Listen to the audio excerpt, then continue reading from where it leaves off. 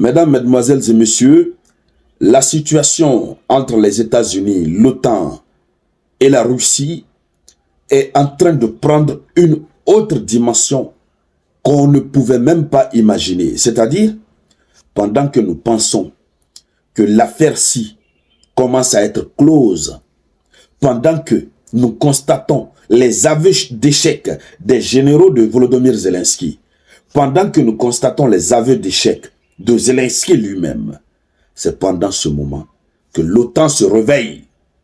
Oui, l'OTAN s'est réveillée. C'est-à-dire, ces Occidentaux sont en train de vouloir passer par tous les moyens nécessaires pour faire en sorte, n'est-ce pas, que la situation en Ukraine puisse perdurer. Ils ont procédé à une rencontre. Je parle bien sûr des Occidentaux. Ils ont procédé à une rencontre, n'est-ce pas, à Bruxelles, ces dernières 24 heures. Et au compte de cette rencontre, ils ont décidé que le conflit russo-ukrainien puisse encore s'étaler sur 5 autres années. Oui.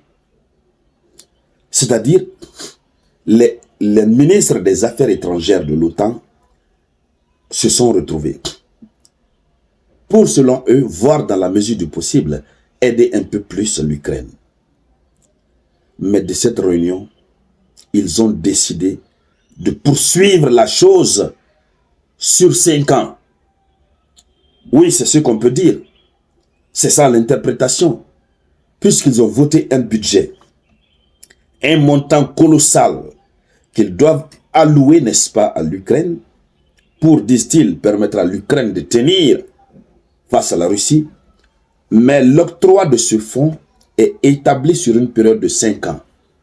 Ils n'ont pas beaucoup d'argent, ils vont donner petit à petit, jusque pendant 5 ans.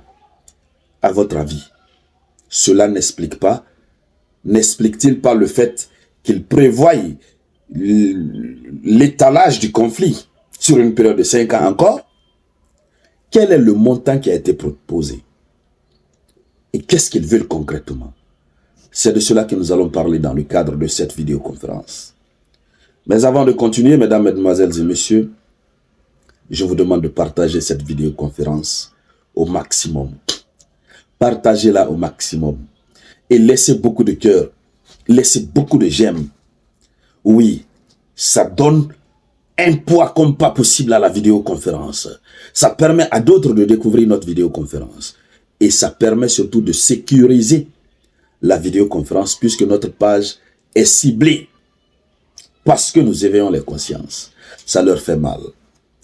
Mesdames, mesdemoiselles et messieurs, c'est un montant de 100 milliards d'euros. 100 milliards d'euros. Voyez-vous, un montant de 100 milliards d'euros proposé par les pays membres de l'OTAN pour permettre à ce que le conflit puisse continuer pendant 5 ans. Les membres de l'OTAN, s'ils veulent 100 milliards, ce n'est rien, 100 milliards d'euros. Ils peuvent donner ces 100 milliards à la minute près. Mais ils ont préféré procéder à un découpage sur 5 ans. Donc, que Volodymyr Zelensky sache qu'il reste au pouvoir ou pas, le conflit russo-ukrainien va continuer. Et Patrutchev, le russe, avait dit hier, ces gens-là ont une intention irréversible. Toute leur pensée, tout leur amour, c'est de voir la Russie disparaître. À cause de quoi? Du pétrole, du gaz, de l'uranium qui se trouve sur le sol et le sous-sol russe. C'est pourquoi ils ne veulent pas que ce conflit prenne fin. Ils savent qu'ils ne peuvent rien contre la Russie. Ils savent qu'ils ne sont pas forts. Ils ne peuvent rien. Mais il faut continuer à faire perpétuer la situation en Ukraine.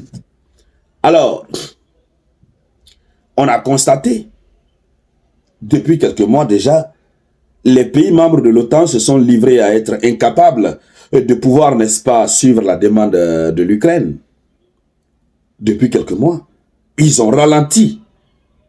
Mais pendant ce temps, La Russie s'est organisée La Russie a mis en place une véritable économie de guerre. Une véritable économie de guerre. Et cette économie de guerre est en train d'aider la Russie. Sur le plan de l'économie brute naturelle, la Russie est en train d'évoluer. Les chiffres ne font que s'accroître. Mais aussi sur le plan de l'économie de guerre, la Russie est en train de gagner du terrain. La Russie ne fait que foncer. On a quelques chiffres ici, voilà, donnés par les Occidentaux eux-mêmes, qui disent que la Russie gagne du terrain en Ukraine. Oui, selon Sergei Shoigu, le ministre de la Défense russe, les forces armées auraient repris environ 400 km² du territoire ukrainien depuis le 1er janvier 2024. Et donc, les choses, selon les Occidentaux eux-mêmes, les choses ne risquent pas de s'améliorer pour l'Ukraine. Oui, puisque les forces armées russes ne font que accentuer leurs efforts. Mais malheureusement, du côté ukrainien, les efforts restent vains. Oui, il n'y a rien. Alors, ce montant de 100 milliards, on peut considérer ce montant comme étant une promesse. On va vous donner 100 milliards sur 5 ans pour vous permettre de remporter le truc sur la Russie. Mais vous aussi, préparez-vous à tenir pendant 5 ans de conflit armé. Le conflit s'amenuise. C'est-à-dire avec cette allure, l'ensemble des territoires ukrainiens risque d'être récupéré totalement par la Russie. Chaque jour que Dieu fait, la Russie grignote quelques kilomètres carrés. Et quand c'est acquis, c'est fini. C'est terminé. Ça ne ressort plus du patrimoine russe. La Russie grignote petit à petit. Mais au bout d'une semaine, d'un mois, vous voyez depuis le 1er janvier jusqu'à maintenant, 400 km². C'est pas petit. 400 km². Ce n'est pas petit. Oui. Ce n'est pas du tout petit. Donc la Russie va continuer à grignoter petit à petit. D'ici qu'on arrive aux 5 ans, est-ce que même ils pourront tenir pour les 5 ans? Non.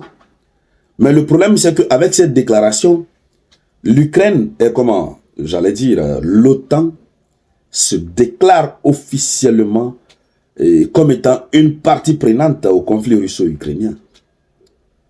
On se souvient encore, avant cette fameuse réunion, Patrutchev, n'est-ce pas, de la Russie, a alerté. Piotr Tolstoï, vice-président de la Douma russe, a alerté en pointant du doigt directement l'OTAN, en estimant que l'OTAN était désormais une partie prenante au conflit. Et que la Russie allait prendre les décisions qui s'imposent. Et voici un nouveau paquet qui est proposé.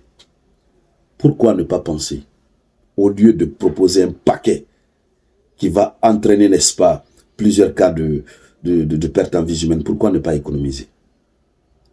Pourquoi ne pas économiser? Il faut économiser des vies. En tout cas, ce qui reste clair, on va voir. Mais il y a un regain de la situation. Et c'est ce que j'ai voulu partager avec vous, mesdames, mesdemoiselles et messieurs. Merci encore une fois de partager la vidéoconférence au maximum. Je vous reviens tout à l'heure avec de nouvelles actualités. C'était la voix de votre unique samouraï.